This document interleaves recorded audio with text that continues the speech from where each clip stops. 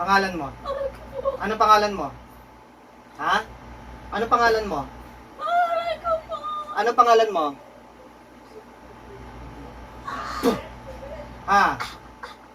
Ano pangalan mo? Makikipag-usap ka ba sa akin o hindi?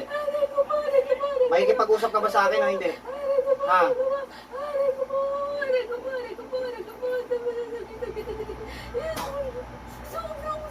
Ano pangalan mo? Ano pangalan mo? Ano pangalan mo? Makikipag-usap ka sa akin o hindi?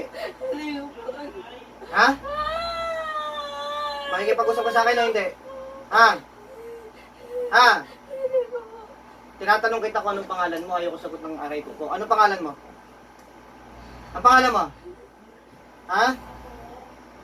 Pangalan? Makikipag-usap ka hindi? Ha?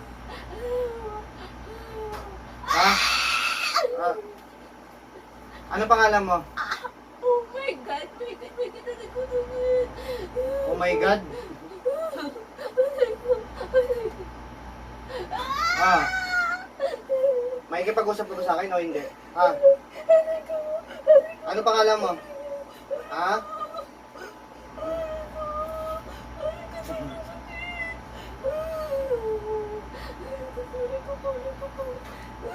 Ano pangalan mo? Ha? Makikipag-usap ka ba sa akin o hindi? Ha?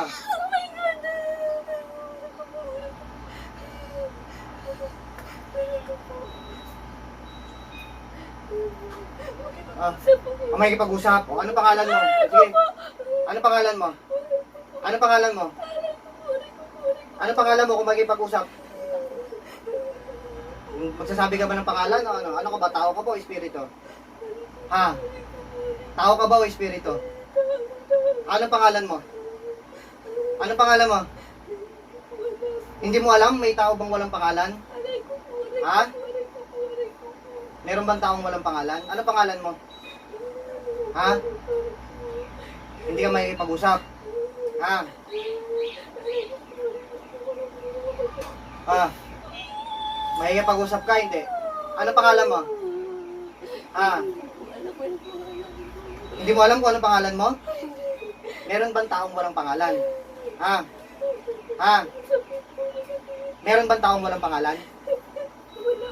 Oh, ay anong pangalan mo? Ay, hindi mo alala? Ay, sige. Papatayin na lang kita kung ganun pala. Papatayin na lang kita. Papatayin na lang, mas gusto mo mamatay kaysa sabihin mo yung pangalan mo? O, ilang taong ka na? Ilang taong ka na?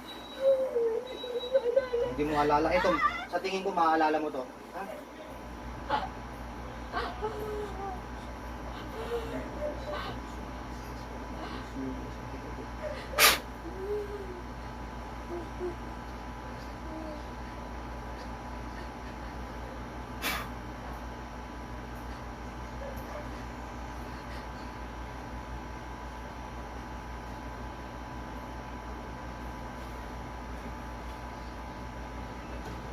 Sa uli.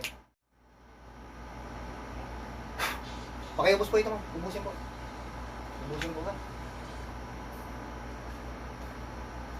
Ayaw umamin ho. Hindi pinatay ko na lang ho. Ayaw umamin. Kung sino gumagawa ko sa inyo, ayaw magsabi. Kaya... May narinig kasi ako dati, sir. Dati po yun. Oo, sabi nila taga-tanhay daw. Tapos hindi alam ko kung ano saan ang tanhay. Sa ngayon po ayaw... Parang inutusan daw. Hindi ko alam. So ngayon dahil ayaw umamin at ano, kaya pinatay ko na lang po. Ang gagawin na lang, lahat ng advice susundin. Pero ngayon ma'am, after kayo magamot, kamusta? May pinagbabago ba sa pakiramdam nyo o wala po? May kung gumaan ba o the same pa rin? Aminin nyo po yung totoo. Pwede nyo pong itayo, pwede nyo ilakad. Yung mga masakit sa katawan nyo, pakiramdaman nyo po. Kung kamusta po, kung may nagbago o wala, aminin nyo po. Ha?